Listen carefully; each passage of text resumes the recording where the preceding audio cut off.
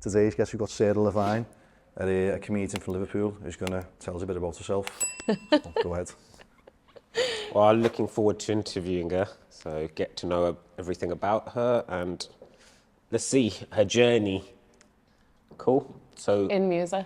in music, yeah, of course. So Of course, in music. journey in music, well, journey in life actually, and how you've actually got inspiration for the music, and you know how's your journey been from being little to the age where you are now, and you know you must have had loads of highs and lows in that. Yeah, loads of musical highs and lows. Well, personal life as well, because at the end of the day, I think music touches your soul, especially if you're going to make good quality music, which impacts the soul. So, you know. Sorry, Right. it's someone going to tell us. Right, she's not a musician. She's not. No, she's not even here. This is all in your head. What? She's not. Right, she's a comedian. Oh, she's a comedian. Yeah. So you guys have played me along, man. Yeah, Fucking yeah. hell. So, just want to explain a bit about yourself and how you got into it. Sorry about that. Look, I feel like Keep that in, though. embarrassed now. Of course, you've got to keep that in. That is so funny, I can't breathe. I'm Sarah. I do stand-up comedy. That's it, really. I'm a mum. Okay. I'm a mum, I do stand-up comedy. I'm Scouse, mixed race. What else do you want to know? That's it, done. Podcast over, goodbye. So sorry about that. Let me start You again. can start, yeah, A and little then I'll small introduction, please, because I feel embarrassed now. Because you know what, you guys should have told me. But anyway, introduction. You know, we know your name, Sarah, and you know, age. You want to know my age? Yeah, if you don't mind, and you know, you Why don't do you have fe- to be on point. Yeah. Just Why rough do we age, feel please. like age matters? Just Age rough ain't age? nothing but What a age number. category? And you know, Oh, I'm in my 30s. in your 30s. Okay, cool. That's cool. And you know, with this comedy, you know, how long have you been doing it? What age did you start? Oh, okay. So I started comedy just before lockdown, and then okay. we went straight into lockdown. So it was like I got really, I was buzzing with it, and then it just kind of like stopped for like 2 years, and then I went again, maybe about 3 years later, because then you have to like build up again. Do you know what I mean? Yeah. So Lockdown was Confidence just and shit, everything. yeah, so I've probably been doing it now from start to finish for about 4 years. This is Right. my 4th year in it. So it's quite new then. So when did you know that you had this talent, this sort of The funny, fun? Yeah, you've been laughing since you walked in. of course. But I'm just saying, when did you know that you had something in you? From You when know- I was little, like, So very- I was always just making everyone laugh. Oh, In really? the family, yeah. And so just kind of like, I don't know, in school I was the class clown, in uni I was the uni clown. It was just more went on. Friends, Did you ever I think was about always... becoming just a clown? Yeah, I was basically just everywhere a clown, like just taking the piss. Everyone always just, whenever we were out, I was that friend that was just making everyone laugh or doing the stupidest stuff. Was it hard, though, you know, to jump into then stand-up comedy? Because it's easy being sort of funny, you know, when you're in a group of people and that, but then to stand up in front of, God knows how many people Yeah. you stand up in front of, is it nervous, like, or did you just fall straight into it? I actually just fell straight into it, you know, like I felt like when I was trying to do uni, because I was trying to be a social worker, a mental health nurse at first and then a social worker. And when I was trying to push those doors, I was pushing them and they just weren't opening for me. Do you know what I mean? Like it just weren't working. And then all of a sudden I just fell into comedy. I just thought, oh, well, I'll take a chance on a dream instead of like pushing something that's not meant to be. And then it just opens, the door just opens for me freely instead of me pushing and constantly fighting with this door to be in like a corporate world. It just weren't working out for me. So it's like a lot of effort, no result. And now all of a sudden with comedy, it was like effortless, Yeah. natural, Yeah. pulling you in. Yeah, basically. In a way where it's natural, it feels Yeah. natural, that thinking, hang on, I'm not really trying, minimum try and maximum reward is like Exactly. kind of happening. Yeah, I can get that. And that's what I think sometimes in life, like, you know, when you're trying something and it's like you described, these doors are shut and it drains you out. But then when you try something which is meant to be, it feels effortless. Yeah, it just and the opens up, success yeah. just comes and, you know, you feel good as well. And it puts your life in order, I suppose. So yeah, I can relate to that. It's quite cool. in regards to university then, did you study in Liverpool as well, or did you go out of your... Yeah, I actually studied in Hope University to do social work, and then to do my mental health nursing I was in Edge Hill. Now, so you still got the degrees for them, if you ever want. Funny story actually now, I don't have any degree. Just drop out. No, it's not even that I dropped out. The first time I did mental health nursing, I actually ended up going into a woman's refuge with my children, running away from like violence. So Oh, yeah. I was going into my third year, but in your third year you have to have you have to do evenings, night shifts, free. Like you don't get paid for them. Oh, so you're working night shifts, and I was like, obviously didn't have much family support, and the dads weren't around, so it was like I couldn't go and do night shifts who was going to have me babies, do you know what I mean? Yeah, so and I was in this woman's refuge, and I just kind of like couldn't commit anymore, so I just dropped out of my third year. Wow, so you've almost completed it. Nearly, you nearly got your degree, because the Yeah. third year's final year, right? I know, yeah. And that's where you have to put the work experience in. Well, because you do work experience in your second Yeah. year, so I'd already done some work experience in my second year, but then in the third year it was going into like night shifts in some mental health institutions because that I couldn't obviously really... it's the qualification, it requires you to do the hours hands-on, isn't it? So I get that. So that's quite sad. But the thing is, it's not I wouldn't say that you wasted your time, because anything that you do academically, education, if you've passed your first year, second year, you've got the rewards for those. Yeah, no, it definitely wasn't a waste of time. It's definitely not a waste of time, because... No, yeah. I loved it as well, and like the experiences that I had and the jobs that I did, so cool. Like I've worked in hospitals, I've worked in jails, I've worked in mental health institutions. Right. So it's like I've seen so many different sides of life. So What's the jail side of it like, working in a jail? it was cool, you know, I loved it? it, but they hated me because I was obviously going in like, hi boys! They were all just like, lock her away, lock her up. So they gave me a walkie-talkie, and I was on suicide watch with this guy, and the story was actually so sad. Like, he was in there because he was like a drug mule from when he was young, and then he got like really badly sexually abused, so he just started taking drugs. So then he was like, he was used as a kid, abused, and then started taking the drugs, and then he ended up going on suicide watch because the guy that actually molested him has come into the jail. Whoa. So it sent his head. So he was like, I'm going to kill myself. So I was on his watch to make sure he weren't dead. He weren't going to die. And in the jail, they have like a see-through door for the people who were going to kill themselves, so you can just watch them, you know what I mean? But then I was sat outside, and they give me a walkie-talkie, and then obviously there's no one else out there but me, and then the doors all open and all the prisoners come out, so they were all just like swooped to where I was, and then we're all just chatting, and I'm just listening to them going, why are you in here, why are you in here? They were all just telling me all the stories, and I was like, this is so cool. Like, some of the coolest people are in jail, but they just got caught, do you know what I mean? They literally... Some of them aren't even bad people. They're just like, it's like a pure circumstantial, it's like chance. Well, you know some what of I the mean? people, they get into all the skins, aren't they? They get mixed up in drugs. It's an easy way of making money, and then they find themselves in jail. But the decent people, like you said, they just get caught. You just don't fucked up, yeah. You just like get made a all the mistake, lights, yeah. You just got fucked up. You just fucked up. But like there was one guy in there, and he was saying that he got he robbed the bookies and spent the money, got really pissed, but he was a pisshead anyway. He said he got really pissed, spent all the money, got loads of strippers and all that. Like, he had the time of his life, got arrested, and then he's doing years and years in this jail. And then he said, but now I'm sober. So it was like, it's all right for him in the end, and he was hasn't so much more happier. He was like, it's literally changed my life. Like, I'm studying now, and like everything was better for Some of him. them get better education in jail as well, don't they? I know, and you don't have to pay for your food. You don't have to pay for council tax or TV licences. It's like, we're winning in jail, really. No, they do deduct a little bit out of your canteen sheet for that TV licence. I'm telling you, I've done time, so I know. Oh. they do.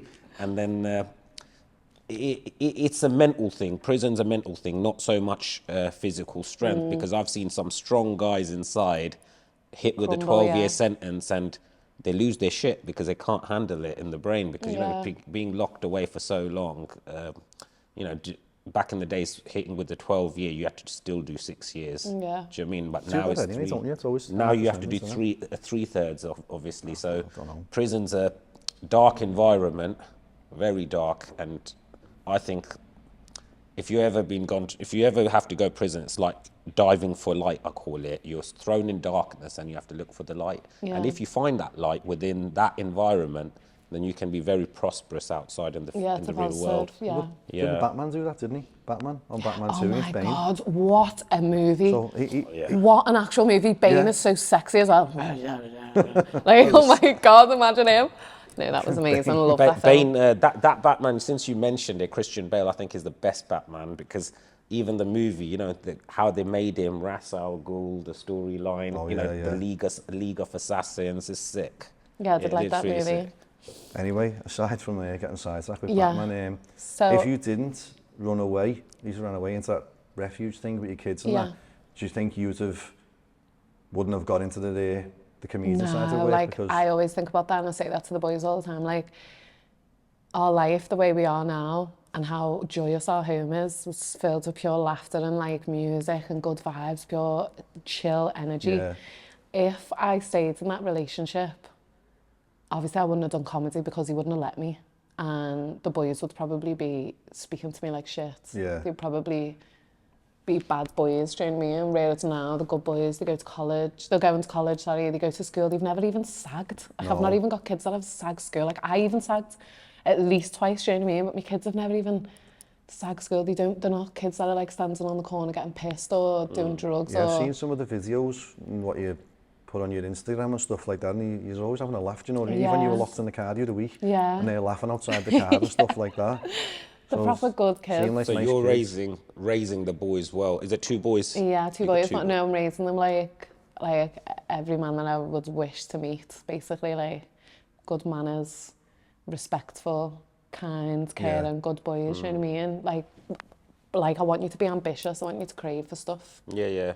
So you're a good mother then. You're inspiring your children to be good good children and Yeah. do something good in the world Yeah. rather than become roadmen and They'd off never. the rails. And They would never. yeah. How do they feel when With me you're a doing comedian? comedy? Because obviously you're going to get a bit of stick back, aren't you, off Yeah. people and stuff like that. I mean, do they go on the defensive? Oh, fucking hell, look what someone said to me mum there. And I think they're just kind of used to it, you know. I feel like boys in school anyway, you all get that, don't you? It's like Yeah. a shaggy mum and stuff like that. So I feel like every single kid in school, especially boys, are getting that. So they're probably maybe getting it a little bit more because I'm online, like, you know what I mean? Posting a Yeah. little something, a little Doing side your little tip or whatever. poses. But yeah, you know. if you But, heard them, if you heard someone openly say it to your kids though, would you then take the piss out of the kid for saying it? Would you being a comedian and No, I wouldn't take the piss out of the kid because the kids aren't they? I've been to their school, the boys don't even let me, like, they don't like me going to parents' evening and stuff like that. Why? Like, no? they hate me going to the school, Why? full stop. And when I do go, one will stand behind me and one will stand in front of me, like, to block me image. And then they'll be like, what are you looking at? What are you looking at? To the mates. Oh yeah. But, like, I drove to the school once to pick them up. And, like, all the kids came round the car. So there must have just been about 30 boys surrounding the car. And the twins were just out the car going, get away, lads, Yeah. go. And they were all going, you're all right, Miss Levine. Hi, Miss Levine. Like that through the car. And I was just thinking, this is so funny because, So are they twins, yeah? Yeah. The both boys are the same age? yeah. No way, that's sick. Twins, aren't they? Twins. I didn't know that. So it's twin. So same age, like sick. So it's two One was born a year later. It's the longest pregnancy ever. Yeah, two twins, so they were born a minute apart. So it's funny. So they stick up for you. They know that mum's attractive and all the boys are going to be looking and we need to like Yeah, I feel cover like, her up and like, listen, don't look at my mum. yeah, They'll basically. punch your lights out. Yeah. Is it hard though, balancing being a mum round being a comedian as well? I think you know what, I think the boys that I've raised are really open-minded. So, like, we were talking about sex from when they were about 10, so... Yeah. And they know, they've said to me, Mum, why do you speak about certain things that you speak about? And I say, because there's a narrative. There's a niche for me. And I'm in that niche, like, I fit in that, and that's what I'm going to push. Yeah. So I think they're just aware. They know me at home, do you know what I mean? So they know me when I've not got no makeup on and when I'm like just curled up in fetal position on the couch and I don't want to move for days and they're looking after me. They know all the different sides of Sarah. So that version is just such a small part of me, do you know what I mean? Like being dramatic and on stage, like, ta-da! Like, Yeah. that's not every part that they see. So I feel like they can deal with that. Do they go to shows with you? They've been to shows with me, but then sometimes they've not enjoyed it. They've not Yeah. enjoyed me going on, and because sometimes I'll talk about them, do you know what I mean? Talk about them getting boners and stuff like that, which obviously they're not trying to sit there and watch. So, Yeah. But then I did a show the other day, and Jaden was actually there.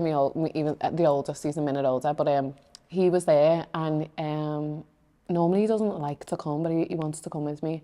And he watched, and I winged it. Didn't do any material that I've normally done. I just went off the cuff. And he when I came off stage, he loved it. He just was like, "That was so good, Mum. You absolutely smashed that." And I was like, "Thanks, babe." And I didn't say anything about him bad. I was like, "My son's in the back of the room, so I can't talk about pussy." But and everyone just laughed, you know what I mean? And he was laughing. He found it funny, but must be tough that though, going on stage in front of people anyway. But then your kids are there as well. Yeah, I feel like it is more scary when your kids are there. I think with time, the more you do it, the more confident you become and the more natural.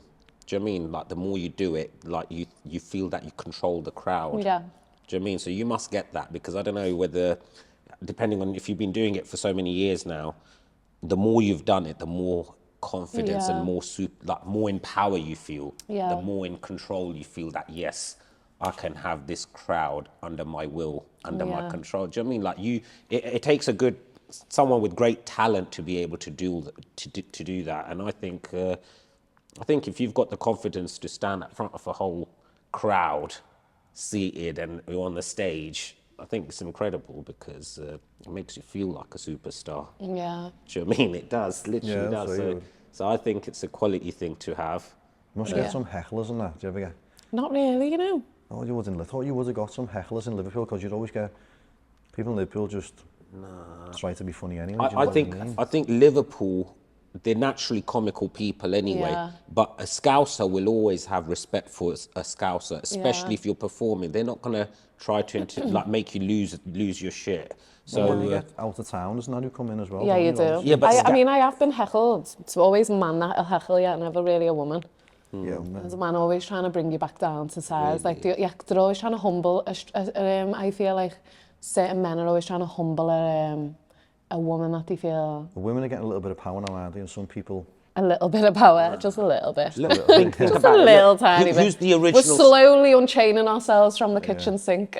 Is it? We used to have a lady called, I think my dad used to love watching her, Blind Date lady. You know Cilla Black? Yeah. She used to live in Hertfordshire, but I didn't know she was a Scouser. She was originally a Scouser. So now this lady from down there, you know, Scotty Road. No way. Yeah, so I didn't know. My dad told me. My dad used to love, like, she used to sing as well, because my dad's into singing. So anyway, she was originally a Scouser. Now she was, you know, old school. You know, I remember when in the 90s when I was a kid. So the thing is, you know, somebody who's taken this, you know, late, you know, you're quite new now in this game compared to someone like her who's passed away, you know, got right to the very top. And I think being from Liverpool gives you the edge. Yeah. Scousers are good people. They're very tight knit. Yes, you might get someone heckling, but collectively, people are paying for these seats. They're paying to come and watch, right? So they're not going to pay to come and watch something and then spoil it for everyone. You think so, but some people do. Some people think that it's their moment. They think,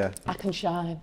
And then they just shout out, and you're just like, and then you just have to shut them up real quick. If you go touring around the country, and with you being a Scouser, is there automatically a target on your back for some place? Say if you went to Manchester, for example, is that like a target on your back there? Because the Manx-Scouse rivalry, they're automatically going to give you stick, aren't you? Yeah, no, you know, I feel like I get so much more love outside of Liverpool. Do you? Yeah. Yeah, loads of love. Sometimes as well, I'll make a joke about, I'll stand up on stage and I'll go, oh, I was wondering if I could leave my bag at the back, but then I remembered I was the Scouser. And then everyone just, like, I take the piss out of the fact that I'm a Scouser. So you take the piss out of yourself before anyone can before anyone else can. Yeah. And sometimes, obviously, if I'm talking about sex and a man shouts out, I'll, like, go, oh, do I know you? Like, have we met? Yeah. And then the guy's like, shut up, because then I'll just start talking about his little willy, and no one wants that, do you know what I mean? So it's like, so a lot of times people are thinking, I don't really want to come for it because we don't know what she could say back. Yeah, you must. Do you get that as well? Now, when you do your Instagram lives and whatever you do you ever get like fellas jumping on saying stuff and all stuff like that? No, do you know what? On social media, I get nothing but love, you know? Do you? Yeah. I don't actually get any negative messages, really. And if I did, it's very few and far between. Like, someone called me a sort of racist the other week, but that's like the first one I've had in like a year or something. I don't get any abuse on social media. That's just the thing now, though, isn't it? Something minor then. If someone says one remark in a year. You just brush No, it it's off. not. Yeah, I like, don't. I later. don't even. I put it Don't- online and put them on blast. I'll literally screenshot it and put So it you on. humiliate. Well, And I basically make it fun comes of them. back on Yeah, them. Yeah, and yeah, then that's bad. and then most of the time, if someone sends me, because sometimes people send me mad messages like fart in my mouth and make me face like a blowfish, stuff like that. So I'll post that up, but I'll like take out the people's name and then like put a picture of a blowfish. Do you know what I mean? And like Yeah. find a song that goes with it. But then if someone's mean to me, like calls me like a rude name or whatever, then I'll post that, but I'll post their name. And then most of my followers anyway will just go and attack that person. Yeah. So I don't even have to do anything. Yeah. I just have to post the person saying something not nice, do you know what I mean? That racism one, though, I feel like that's just they've got nothing to say in a skit, so they'll try and just be nasty straight away Yeah. to get a reaction out of you. Then Honestly, do you know what it's I mean? so sad Is it because you click on them. Men and or women? It's always a man. It's always a It's man. never- the only messages a I'll woman. get from women are you sleeping with my man? They're the only angry messages from women I'll get. And then I'm like, if that's your man in your picture, bitch, no. But the messages from guys are all like, angry, like they're angry at me for something. Angry for what? Was Just it because mostly I think white it's just guys 'cause or I'm black guys existing. or? Like, Mostly because you're a white guys, successful yeah. woman, maybe. But I think it's just because I'm existing and I'm not scared. That's a bit weird, man. They must have. These guys must be suffering from PTSD or some sort of Yeah. psychological issues. Because why would you go out of your way to slate someone unless you got so much darkness within yourself? Do you know what I mean? yeah. That's how I People look at do, it. like people do it now, don't they? Because Well, I they mean, women are damage getting people. more. No, but old school men, women are getting more stronger. And Yeah, I'd they never are ask always a woman. older men, yeah. Really. You know, I mean, I would never ask a woman to Saddos. park my car, obviously, because that's the old fucking joke, innit? But women are getting stronger now, and men just feel like they can just tag I it don't on, try wanna- and put them back down in the in a place. Do you know what I mean? That's what I feel like men do. I don't want to mention no names from our social media thing on our TikTok live that we do, but there's some sad people because you know what? It's normally elderly guys. It's weird. It's like we've had a good chat with them and then they'll go to sleep and they'll wake up miserable and then they go through their messages and they throw a whole heap of crap at you and you're thinking, hang on a second, is this guy really just said that? So you ignore it. He gets very touchy then, thinking this guy didn't respond to that. And I'm like, I don't need to. I said, I'm not going to lower myself to your level. I don't need that darkness in my life. Keep that shit out of my life and I carry on being happy. Do you know what I mean? So Yeah, man, yeah. you got to keep that darkness away because Yeah. if you let it affect you, it's going to bring your mood down. And Yeah, you I just can't don't take think you need it. that. Yeah, you can't take it serious at all. Yeah. And I feel like if you do take it serious, then you'll just stop in your tracks. Like I won't post if I'm getting pure me and stuff. I'm just not going to post. I'm going to be like, why am I even doing this? I'm not doing social media to make me laugh. I'm doing it to make you Yeah. laugh. Yeah. So if you don't like it, then why am I doing it? Do you know what I mean? Even if they don't like, but even if they don't like it, they can just go and look at something else, can't they? They don't That's have what I to mean. be- Like keep have to it be nasty to moving. you. Like just keep on scrolling. If you don't Yeah. like it or don't like me, just keep it moving. But it doesn't really bother me because I'm not. I feel like you just said, it's not really. I don't know you personally. You don't know me personally, so it's not that deep. Do you It know what I can mean? get people down, though, can't it? I mean, imagine waking up every day and you're just seeing negative things. No, I mean, I know. it could really throw you off. Do you Yeah, know what I mean? Then 100%. You'll start questioning, like you said there, what am I doing it for? Do you know what I Yeah. mean? Well, you it could would. throw you off. Yeah, you would It be can, thinking, what am I doing it for? Because I don't know. Do you know what I don't know? How Bonnie Blue and Lily Phillips are coping with their hate because they must literally open their phone and just get trolled, Yeah. dragged. And I just think, how are they still smiling online, like, and still bold and brave? But they The are. money in it. The money, I suppose. money But they the get thing, them. money's not everything. Well, money's I mean, not going to clean your soul. Like, that's it's not going to keep you you're happy. right, that's it, bang on. It's gonna have trauma later on, but they don't realize it. So it is what it is. You know, at the end of the day, sometimes life teaches us how to, teaches us as we go through the experience Yeah, of you gotta life. learn, yeah. And when you're young, you don't really realize when you're in your 20s, but then when you get into your 40s, you recognize a lot of things. Yeah. And you're thinking, wow, I never had these feelings within. I didn't understand all this, but now I've matured so much and I can Yeah. relate to so much. So, I suppose with social media, like because I've been going on it for a while. I just jump and- on your chats with all your yeah, mates, so don't you I? can get 0 to 100 very quickly when you're on social media having a live debate or chit chat with people. And I've learned, there was a time when I was getting, loads of people, trying to, it was always my own kind Muslims coming and attacking me because my views were so different against the grain for them. So in the end, I deleted my account, everything wiped it all. And then 3 days later, I had this sort of thought and I thought, this is wrong, I have to go back. And I did go back because it wasn't for the negative what people are saying, it's all the people who followed me and Yeah. showed me the love and they are from all over the world. And I thought to myself, do you know what? I've given no explanation. These guys follow me, they show me so much love, and they believe in what I had to say. So it's wrong for me to bail out now. So I went back, I reinstated my account, and I thought, no, I'm gonna do it for them, because these people are showing me love. How can I just abandon them and just duck?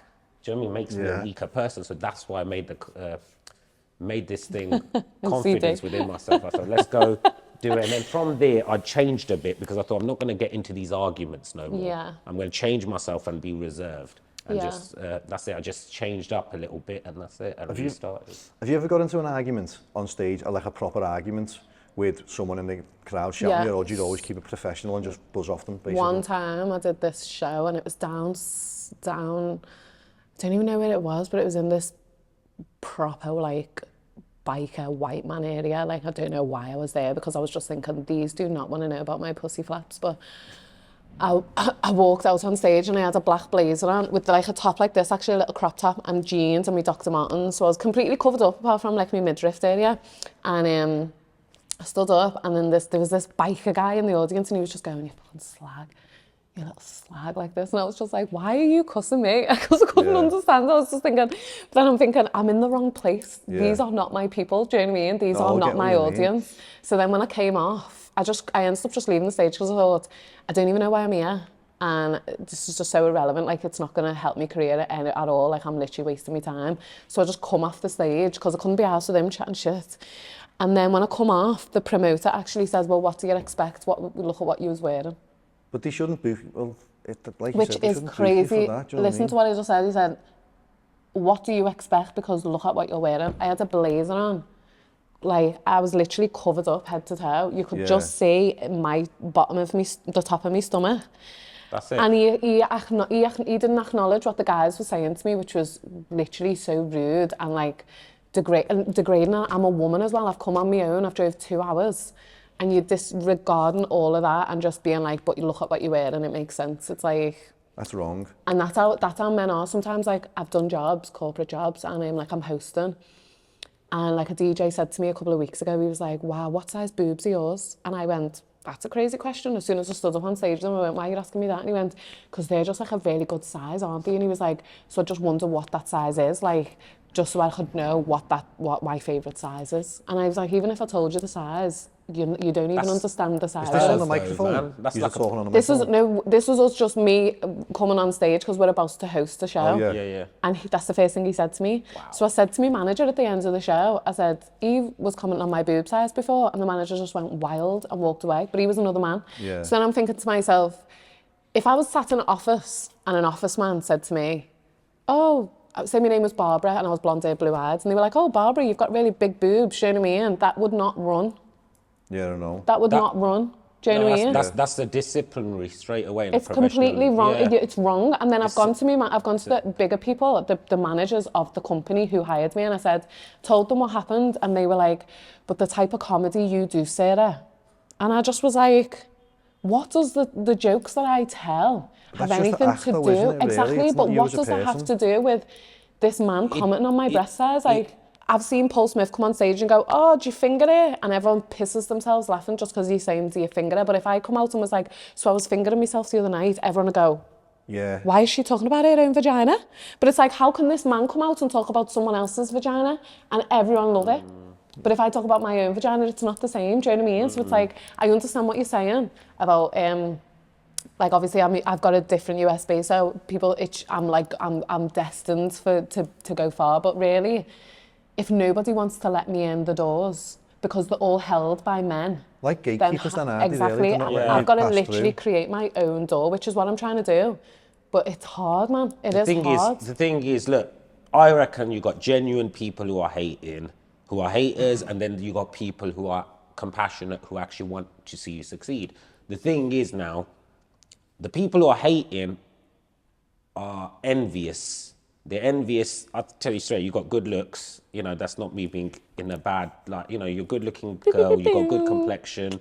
If you've got the edge on the stage, that's another thing. Now, I think to a global audience or even national-based audience, you're going to be very likable because England is a multicultural country. Regardless, I've moved to Liverpool because I wanted to be in a white city, but the truth is, you go to London, you go up and down the country, it's very multicultural, you know, and you got a lot of blacks and mixed race people. I mean, our Formula One world champion, Lewis Hamilton, you know, same complexion. I mean, the world is not the way it used to be. Yes, you're going to have it is you're gonna have people who are gonna hate, but at the end of the day, you need to rise above that. And there's gonna be a lot of people. There's gonna be more people showing you love, I reckon, than the negative. There is. There's and if you rise above that negativity, you can conquer. Honestly, don't let these people try to push you down because that's their job. They want to keep you down. They don't want to see you succeeding. No, I'll never and let I them think push me as down. long as you keep going, you can hit the stars, man. You can reach any, you know, you put your mind to it. It's what you put in, you get back out. I always say that if you put 100% into it, you're going to get the rewards out of it. And it might not be easy. You're going to have to go through hurdles and whatever, you know, and as you go over these hurdles, you're going to accomplish success because after hardship, there's ease. My religion teaches us that. After every difficulty, there's ease. And, you know, my life, I've gone through so much ups and downs and, you know, came to Peel Ports with you guys. I know. Part of me just wants to say, thanks, Dad. I'm just saying, I hear you, Dad. No, are you my dad? I get what you mean, but she's got people there who are stopping them because they become a threat. She becomes a threat to their job then. Well, you know what I mean? Which is, but in my mind, I think if you look at Liverpool comedians, there's no one who's like me. Oh yeah, there's no one who's like me. Like I think Are you the only girl, Scouse comedian? Well, I'm not the only woman because there's Katie Tracy, which she's lovely. Sorry, wait there. Are you the only woman? I'd say girl then, do you know what I mean? Are you the only woman who's a Scouse comedian? Just go back to that. Okay, just cut that out. There's Katie Tracy. There's Katie Tracy, and she's got a drawing on the wall of Hot Water. You know where they've got all the drawings of the wall. She's on the wall, but and there's a couple of other Scouse women, but they're not like me. I'm the only brown Scouse female. Is Hot Water down Blackstock Market? It is. Yeah, Vauxhall Road. Is that a bit of a thing for you because you're from South Liverpool? Then they have the north and south rivalry only as bands. Like, do you ever get stick from being South Liverpool or anything like that? Because it's up here now, it's nothing like that. No, because it's only just moved up there, hasn't it? So it's new up there, yeah. But I don't think that's anything to do with it. I think Hot Water is such a great space, and obviously it's the biggest comedy club in Europe. Is it? So it's massive. So everyone wants to perform there. Do you know what I mean? Yeah. So like it is a proper good spot. But if that's my homegrown space, then I, as a homegrown Scouser, should be able to be performing in there as much as all the other Scousers that are in there. Because if you go in, you'll see the same people on every single day. You know what I mean? Because they're basically employed by these people. So whenever these people then go on tour, they'll have the Hot Water logo behind or somewhere on the flyer or something. But because I'm not on them like that, because I'll just go and do work on the black circuit and whatever, and their logo doesn't follow me around, I'm not like in there all the time, which is hard because as a comedian, the only time you can practice your craft is on stage. Does it annoy you though that you have to go to the black circuit to get more gigs? Because that would be that's again. It really frustrates me because I just think I love the black circuit as well. I'm so thankful for them because without them, I wouldn't have had as many opportunities as I've had. And like there's a guy called Sammy on the Comedy Jam, and he does tours up and down the UK, which he's took me on 2 now. And he's took me into places and rooms that I'd never have been on, and like with comedians that are massive that I would never have got to share the stage with. Do you know what I mean? So he's absolutely open doorways. Yeah, he's opened doors for me, which is amazing. But again, I just love the doors to be open for me in my own home space. Do you know what I mean? Well, I don't think you're doing anything wrong. I think, look, if Sammy's opening doors, network. And the network with them, go. Sammy's opening doors, he's opening new pathways, new avenues. I think if the city's not giving you that grace at the moment, don't worry, because later on they're going to regret it because they're going to think this is a homegrown girl. We didn't give her the time. Now she's recognised national because she's going on all these tours. So you don't know how the destiny will unfold because these people will screw And then you're going to say, I'm too busy for you people now. You're going to be like, hang on, I'm wanted everywhere else. And because you guys didn't give me the thing, now I'm so busy, I can't even give you that time, because you're going to have the upper hand later on, because then they're going to want you and you're going to be like, hang on a second, I'm getting paid more everywhere else. I have to make time for you. And then they're going to feel like this small. They're going to think, shit. Would you do that to the Hot Water Comedy Club?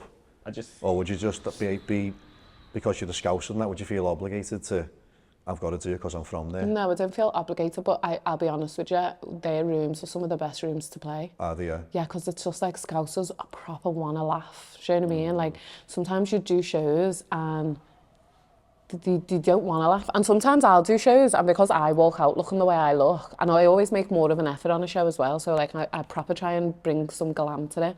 I always imagine myself being like the Jessica Rabbit of comedy. Like I want to bring sexy to comedy. Do you know what I mean? I don't want to turn up in jeans and a top and just be like, and walk up and down the stage in a pair of trainers. Look like indie type people. Yeah, like they come proper, like they don't really care. Like you used to, like you and your hoodies, you could stand up and do a whole comedy set. You could do a whole special. Yeah. Do you know what I mean? And even specials, like if you look at specials, it's just a person on a blank stage. Maybe they'll have their name behind them and they're just walking up and down the stage. That to me is so boring. Like I don't want to be that person. I want to be like, I don't know, I want to be glam. I want to be, you know, like Joan Rivers, and she always has them fur coats. And she's just super like sexy with it. That became her image, didn't it? So yeah, that's what I want to do. So I feel like when I do shows, certain times I'll do shows and I'll proper dress up, and you can see sometimes the audience are like, go on, make me laugh. Like, you know, they're not as accepting of you because they're thinking she can't be pretty and funny. Do you know what I mean? So then you have to work a little bit harder. And sometimes there's men who are sat with the women, and the women are looking at the man like, don't fucking laugh. Do you know what I mean? So the men are like that, and the men can't laugh too much. Do you know what I mean? So it becomes like that. But in Liverpool, when you do a show in Liverpool, no matter what you look like or no matter how you're dressed, they just love you. They just want to laugh with you. They're so happy to have you there. They're so happy to laugh, because Liverpool's like the best city of laughter. Like, we're like the funniest people anyway, naturally, without even on a night without out, force. Do you know what I mean? Without force. Like, my mum was the funniest person I know. She's just always cracking rude jokes all the time.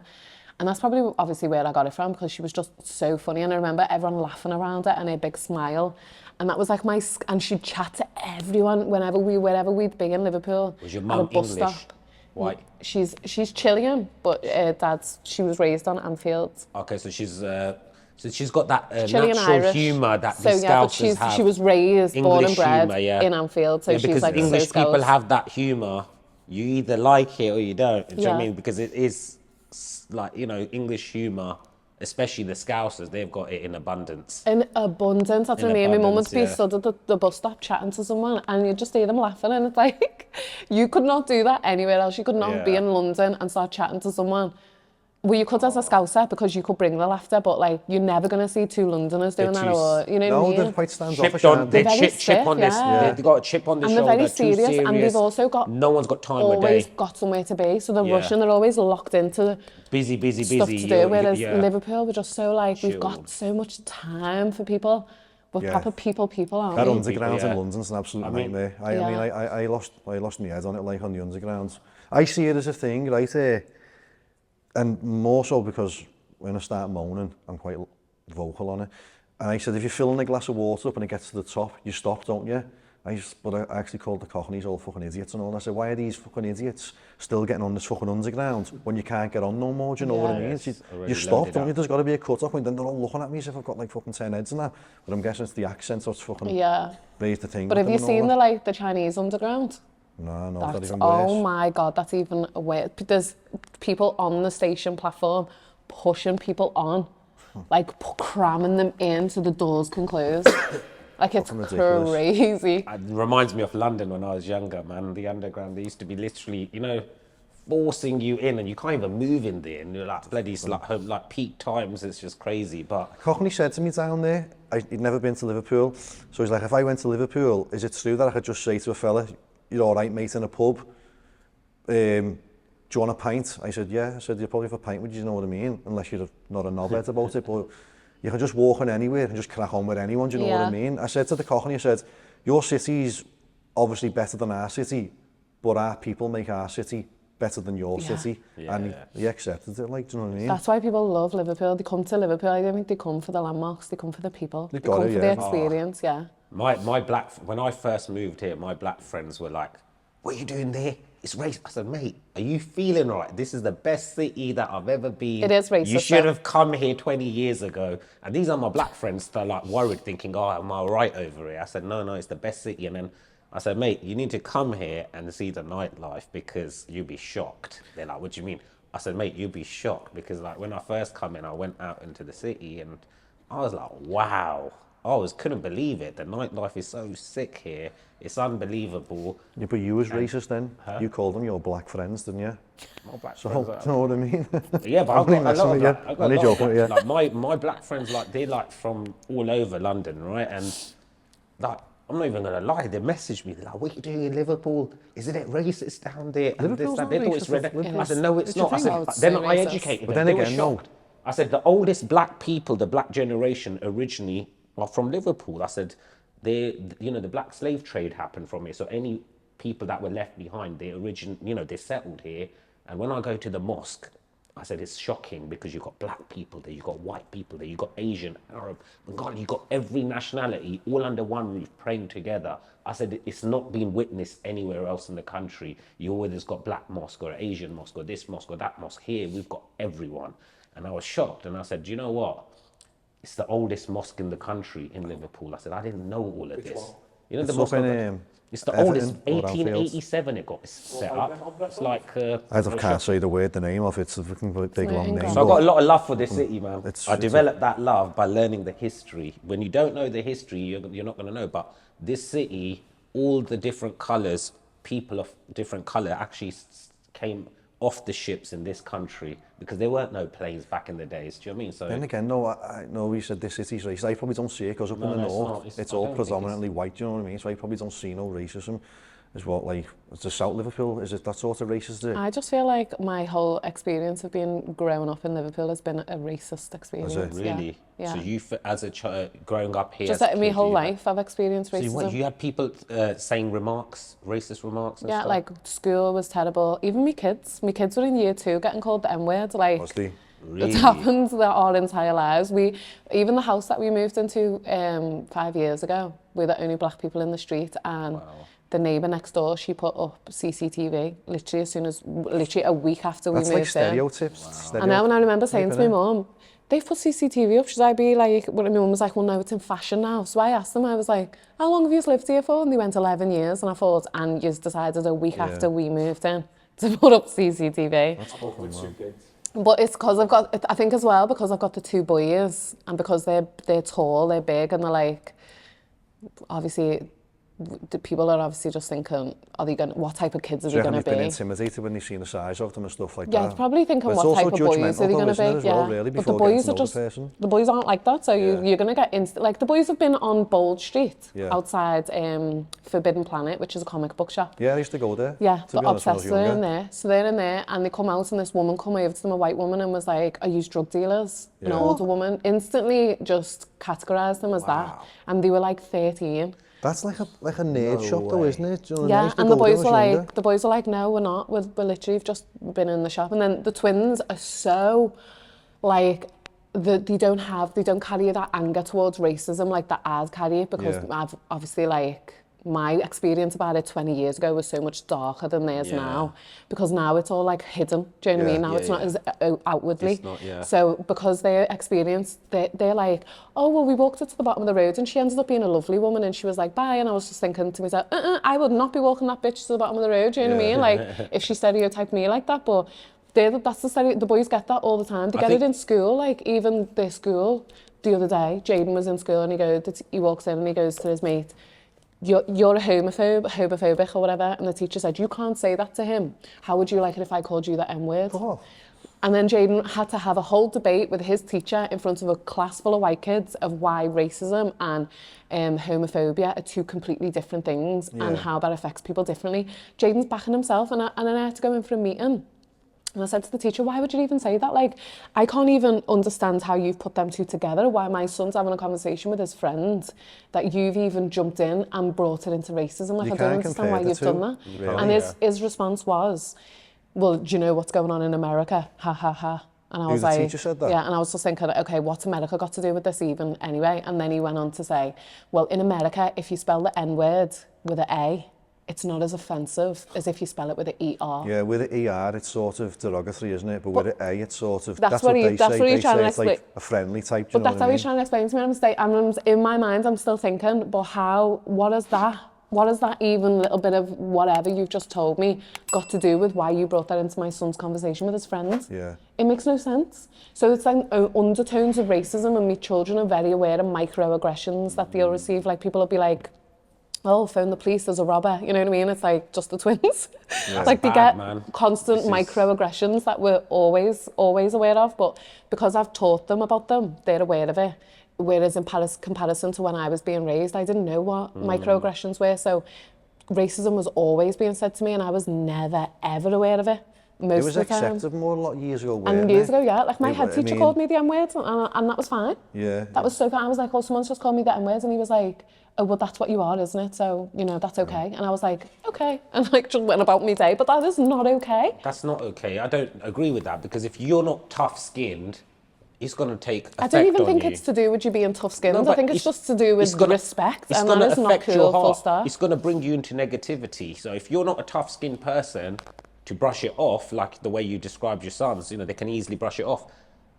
I don't agree with it. I think even in our workplace, we used to get that indirectly. You know, there was favoritism given to people who aren't credible, worthy to be promoted into. I don't want to mention our work. But you know, I don't want to mention a certain person's name who was a light-skinned black guy who I used to work with in Staff Force, knowing that he's been in the company 7-8 years, and someone has just walked in, is getting trained on a bobcat within 2 months, and then this guy's been there 6 years. He had to wait 6 years just to get trained on a bobcat because of the colour of his skin. I feel like it's deep-rooted. Do you think? It's deep-rooted. From when kids are doing it in schools, then that's when, you know, it's not going anywhere. Then again, like, yeah, if kids are getting involved, it's not kids going are doing nowhere. it, teachers are doing it, it's getting passed down and down from generation to generation. It's not going anywhere. And Liverpool, because we was one of the first countries that did the slave trade, like we've got like that slave museum in town. That's even crazy to even call it the slave museum. As well. Like I've been there a lot. It's a very interesting. Very interesting museum, but it's also very dark. Like the stuff around, like it's such a dark place. It's such a dark museum, and I think to myself, to even have that as a landmark in Liverpool and call it the slave museum, most of the time you're in there, it's a lot of white people that are in there just trying to understand what's gone on, but really, they'll never fully understand the depth of it and how deeply it runs into families. Is that its actual name, slave museum, or is that just the code name for it? That's how everyone calls it, the slave museum, but I think it's called the Maritime Museum or something like that. But it is like... But it is known as the Slave Museum, isn't it? If you were to say, like, we're also the Slave Museum. It's dark, that's dark. Like, and like most of the Liverpool, which we don't talk about, was built on the back of slaves, do you know what I mean? And like, a lot of our family names aren't even our family names, they're the master's family name. So it's like, that's all passed down. So my name's obviously my name. I changed my name. That I wanted to start my own family tree because I didn't want to carry anyone else's. But it's so deep. I think Liverpool is one of the deepest places, and like so many people I feel like in Liverpool don't even want to acknowledge it's racism, because obviously a lot of people don't even experience it themselves because it's predominantly white, but the people who do experience it, like myself, my sister, my kids, her kids, even like the social services going so deep into like the system, the council, like for example, social services, they'll go out to people's houses and they'll visit black families, and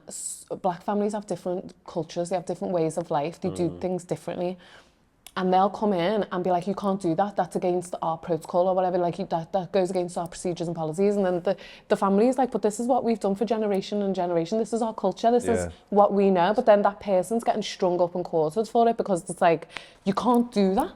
That goes against our white culture. Do you know what I mean? It's like they're taking their identity away from them. Exactly. You've got to respect everyone's traditions from their different backgrounds, because we have traditional, cultural things from our backgrounds, and I think people should respect. It should be respected, but even in industries and in social services, the council, they're still not respecting. Like, I used to work in kids' homes, and there'd be black kids that would come in, and obviously in a the whole home would be predominantly white, and the food that the kids will be getting fed is nothing like they've ever been fed before, like bangers and mash or chicken nuggets and chips. These kids are used to like rice and peas or plantain, and you know what I mean, like cultured food. So Like they're chicken, yeah, roast they're chicken legs they're and- expecting something else. Even like when I went into care, because I went into children's home myself, but I went into children's home with braids, and in my kids' home they didn't know how to take my braids out, so they just cut them at the root.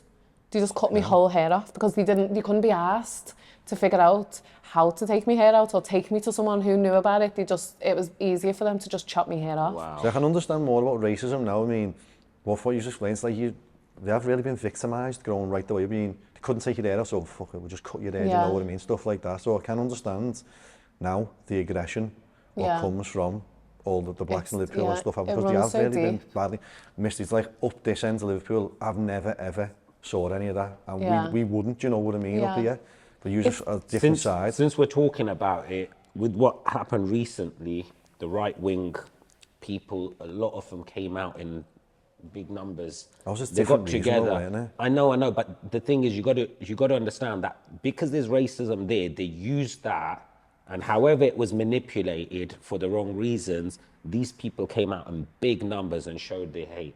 They vandalized the city. They done what they needed to, even though we know they were in the wrong. We know the news was promoted in the wrong way, and the mosques were attacking whatever. But these people did come out in big numbers. Attacking the mosque, and that was wrong. You got to recognise that there is hate and there is racism there, because if it wasn't, these people wouldn't come out in such big numbers, shoulder to shoulder, ready to attack for the wrong cause. And I don't think it's just Liverpool though. Like obviously it runs all the way up and down the country. The whole country. It runs is up like and that. down the country, exactly. But it's in America. It's in every country you'll go to, and that's another thing. Like as a woman and as a black woman, I have to constantly consider where I'm safe to travel with my kids, you know, on my own. Like which is crazy because.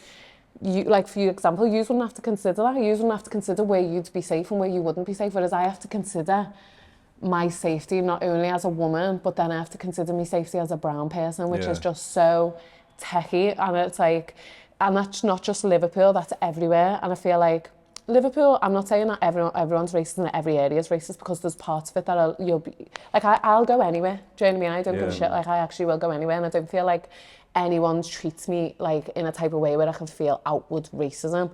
But there's like, you can feel a little bit like when you go into the shop and you're getting followed by security, or you know, there's just little bits of it, like little things. So you probably pick up more on that than what I would say. Yeah, 100%. Do you know what I mean? 100%. I would pick up on it more than you. I wouldn't notice that. No, do you know of what I course, mean? yeah. So you pick up more on that, and then again, no, that it would be more on it. Like I just think. So you could do that, and I'd go like, now what's she moaning for there? Do you know what I mean? 'Cause it's normal to me, do you know what I mean? But it's harassment to you. To me, It's harassment, it's something different, which is crazy. But it's like, I don't want to paint Liverpool as like the most racist place on the planet of the earth, because I know that's not true. But I just know my experiences here and my kids' experiences here, and it has a lot of it. We have to consider like. Our colour of our skin, you know, all the time. You'll cut most of it out if it makes Liverpool look too much racist anyway, do you know what I mean? So you'll cut most of it out. No, I think we should keep it and be truthful, man, because at the end of the day, look, in the past... in the past, for example, like, we're talking about backgrounds, you know, because 20 years ago, I mean, like, you know, I'm 43 now, soon 43, so I mean, I was born in the 80s in Luton, London as well, so I grew up in the south, but I can relate to, like, you know, back in the days there was racism, more racism when we were going to school. I mean, I'm from Stopsley. I grew up in Stopsley. Tommy Robinson is from that area, is a year below me, so I actually know him. So you can understand in Luton the type of racism we had going to school, going to a white school. We used to get jumped and attacked even, and we used to get into fights almost every day in school. But the thing is, that's behind us, because there's a lot of equality now for the youth of today in comparison to what we had to endure. People have leveled up. I'm not saying racism has wiped out. It's not. It's embedded in people. But at the end of the day, with education, the youth, the future can change as long as people are coming to, you know. I don't think it's going to change. Listen, racism, it goes deep to political views. Like, they push a racism narrative to keep us divided anyway. Say that, so then. no matter That's it. Nail how on the much, head, you're smart, girl. No matter how much we will try and change our families, it runs deeper than that. It runs so does. much deeper than that. And for us to all come together as one, which was what Michael Jackson wanted. Do you know what? I love For us that all guy. to come together Michael at one, the Jackson's whole sick world guy. would just be such It's a mad that peaceful he place. wanted that though, but then he bleached his skin to go white. So it's No, No, but do you they know what he done that. did? He had that skin thing, didn't he? oh, Where, I thought he just bleached himself. do you know that? No, there's a no, woman, they isn't there? She's a model now, and she's got like two-tone skin. I don't know. Oh, I can't remember I've her seen name. her on I the think her internet, name but I don't know begins what it with W. But anyway, she's beautiful.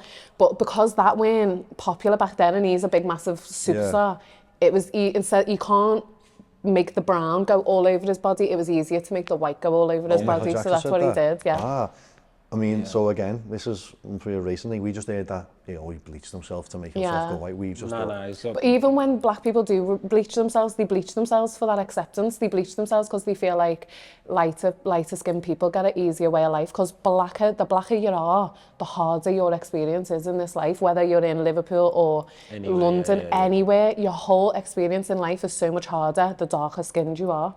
Because people are constantly just they put like beliefs on you that aren't even true to you. Do you know what I mean? Like, yeah. so it's crazy.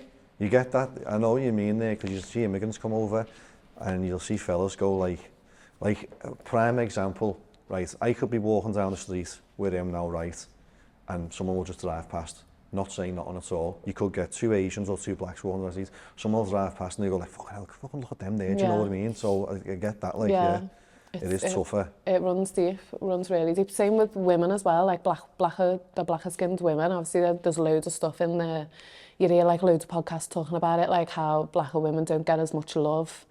And I think that again, it just runs down to the deep core racism of hate for the darker skinned people. But you know, black women are the only women that can produce every colour of skin.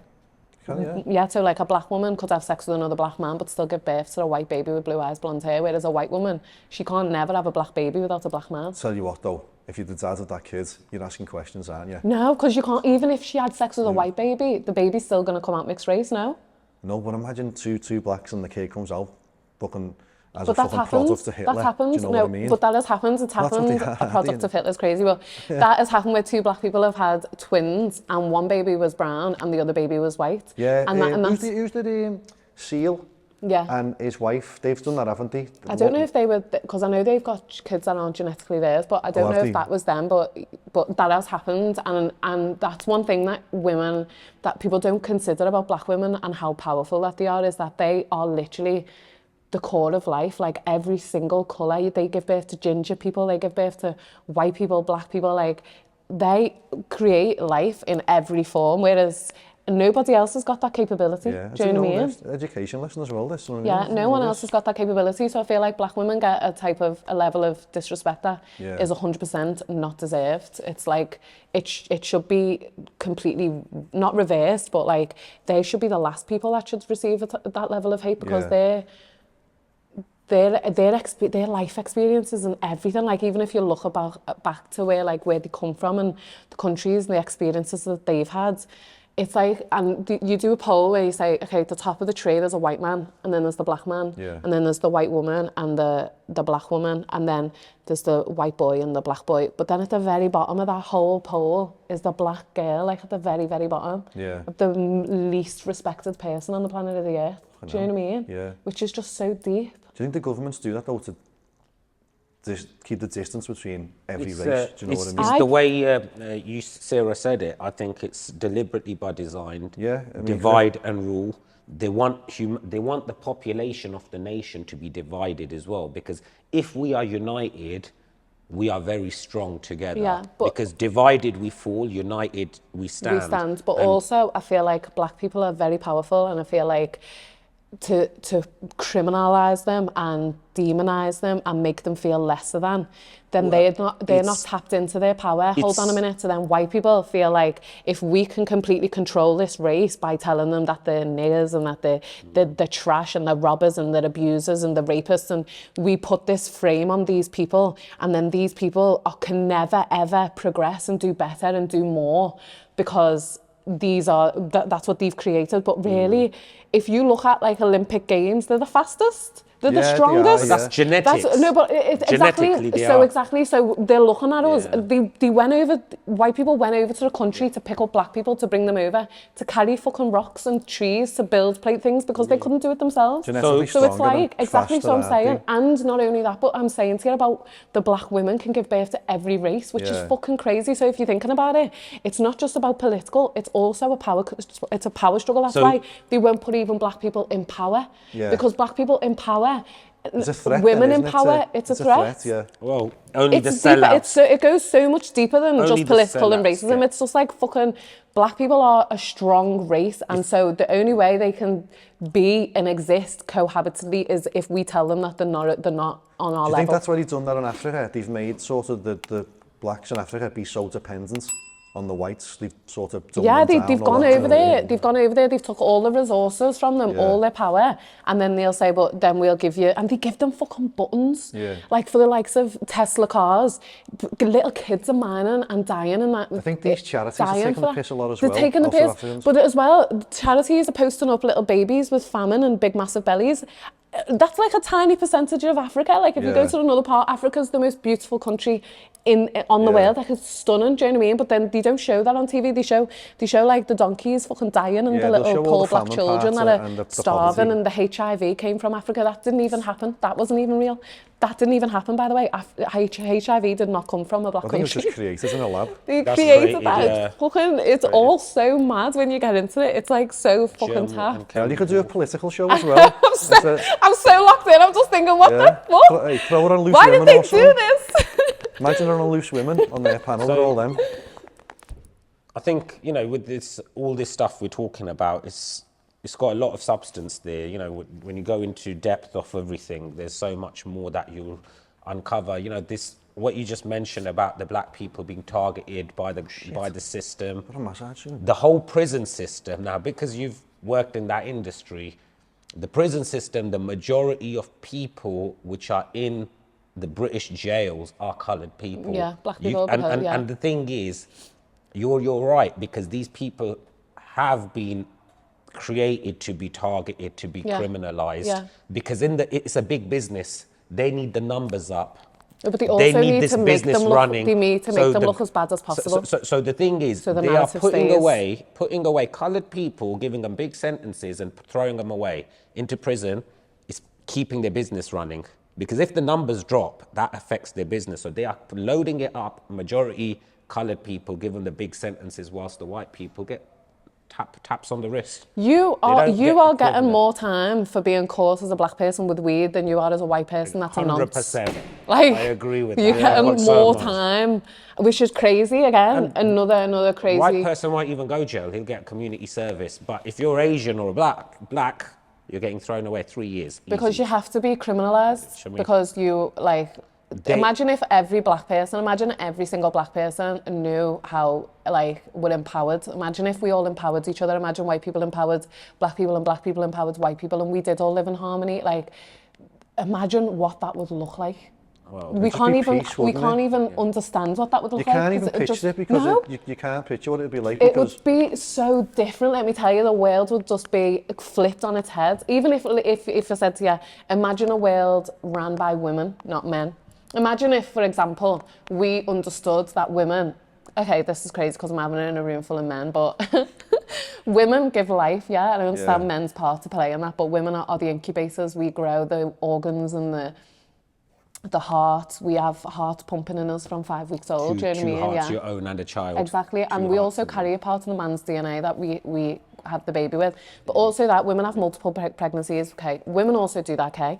Then they run a house, then they go to work, they pay the bills, they look good, you know what I mean? There's so much pressure on them as women, and then they're still told that it's not good enough, that they're not doing good enough. And then they still have all the scrutiny, and then they're going to get fucking all this shit done to themselves. They're getting operated on to get bigger boobs and a bigger ass that's just by to a be man. accepted, isn't it? By a man now, a man's looking at and going, okay, you could have bigger boobs, your boobs could look better like this. And it's thinking, I'm looking at it and I'm thinking to myself, imagine if women ran the world as emotional that we are, and we thought our thought processes weren't like, okay, let's go to war, let's just fucking shoot this guy, or you know, stuff like that. Imagine women just were in a room and we talked about it emotionally, as emotional as we are. I reckon we could come to a lot more peace than what the world is now in run by men, because men lead with ego. Yeah. So when a man's in power and he's got so much money and so much people being yes men around him, that's all he's thinking, I'm fucking invincible. Look at Putin and the guy from Korea, like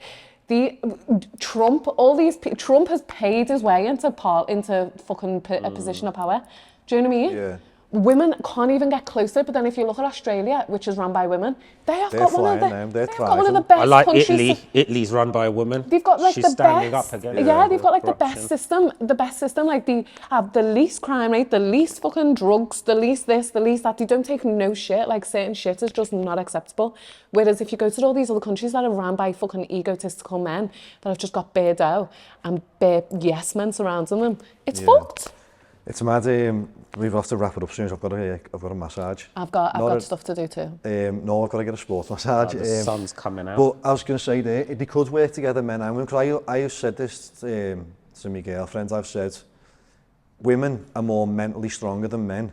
Men are physically stronger than women. Yeah. If they did work together, it'd be just a perfect balance. It would be harmony, Well, exactly. if they work But together. I feel like because men constantly put women down because they don't...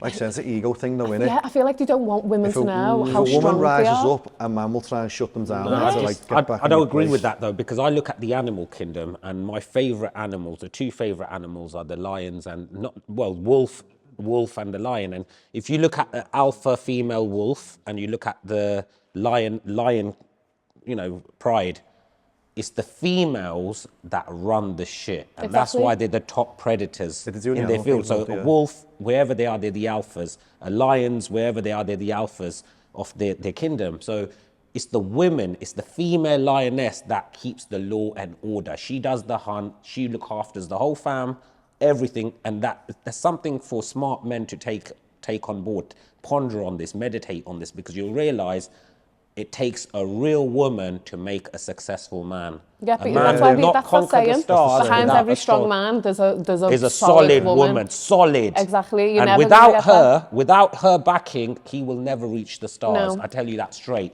for free. And the same with the wolf. If you look at the wolf, it's the alpha wolf. She's the dominant. She puts law and order, and that's why the wolf pack is so successful. Yeah. The man is just strength. The lion is just strength. He only keeps he's lazy. He don't hunt. He don't do shit. He just protects. He protects the Men are boundaries, supposed and to even protect that he don't do. and keep He's women lazy. safe, whereas women are supposed to do all of the other They're the doers. stuff. But even like when you look at master, Adam and Eve, I just think that there was probably the snake was defo a man whispering in Adam and Eve's ear, telling her to eat that apple. Someone probably told her that the apple was fruitful. Do you know what I mean? Or if you take it, I know, but it goes so deep. Like, please. I've got it. I'm getting a massage. Do you know what? It should have mentioned religion before, but it's deep. You're going into a deep thing because Adam and Eve, the thought is deep because it's understanding how your thoughts work, and there's light and there's dark, and you have to understand where the thoughts come from because every choice we make has an outcome. Yeah. Whether it takes shape 5 years down the line or 10 years, every action has a reaction. That's the law of karma. Then you got the law of gratitude, the law of attraction. All of them have to serve one another to get greatness. So what you're saying with Adam and Eve, yes, you're right, because it is from the thought. The thought came from darkness, desire, temptation, all of the 7 deadly sins. If you're going to act on that, your actions are based on darkness. They're going to have dark outcomes. But if you go with the compassion of the heart, that's the light. So the light will have bliss, harmony and joy and everything good attached in to that it. Adam and Eve story, it's Eve that's painted as the negative. And then the way they say woman comes from a man's rib, which makes no sense because a man grew in the woman's, underneath the woman's rib. Unless you're a seahorse. No, but that's because of the start of creation. They say the left Makes side. no, but that makes no sense. Like, if you deepen it, a woman create literally every single. So when a man chats shit to me, I just think, bro, literally, I had 2 dicks in me at once, like, and that weren't an orgy. Do you know what I mean? That was by creation. That was because I created them. I literally grew dicks in my womb. Do you know how deep that is? Yeah. No, I Like, get that. I grew. Well. My kids' ball sacks, my kids' sperm cells were grew in my womb. You know what I mean? This is what I said earlier. When you said earlier on, you kept it clean. I said you had 2 hearts inside you. You got one of your own. You got a new baby being formed inside you, and then the spark comes in. The soul, God sends the soul. That's what I'm saying. The With a portal of souls, like, and then there's an actual bit in our body where, at some point, when we're giving birth to kids, a soul comes into those kids Spirit comes in. from the woman, like. You had 3 hearts inside. You had yours and 2 twins. So you had 2 Oh, yeah, babies yeah, with yeah. 2 hearts. So she had Right. 3 hearts. I can count. running. I need to just jib it a minute because I Okay. can't miss this massage. Okay, so listen, we have to No, do I'm not another stopping, I'm one. not We stopping, I should just do want- another one. Carry on. Yeah, I'll definitely do another one. another It's fucking, if your kids were to roast you, how would you think they'd... They call me cringe. That's it, cringe. No, they say I'm cringe and they go, they just tell me to stop anything that they do, because they're doing this thing now where they go, holy, or they'll say something like, holy something, like if I say compliment me son and be like, oh my God, you're so gorgeous, you're so beautiful, whatever, the other son will go, holy glaze. So then if I say holy glaze, they go, both of them go, and do this deep noise, and I'm just like, and then they go cringe. So I can't say anything. I'm not fun. I'm not cool. They got all the dress sense from themselves. They plucked that out of the air. I'd never dressed them good, apparently, which is a lie, because if the dad had it, they'd be in head to toe North Face, which they're not. So I feel like I'm not cool. I'm not like any of those things, but really I am. They wouldn't be cool without me. Is there anything you want to say before we bail? They're a 36 double D. We've been Randomania, she's been Sarah Levine, and I'm busy today, so done.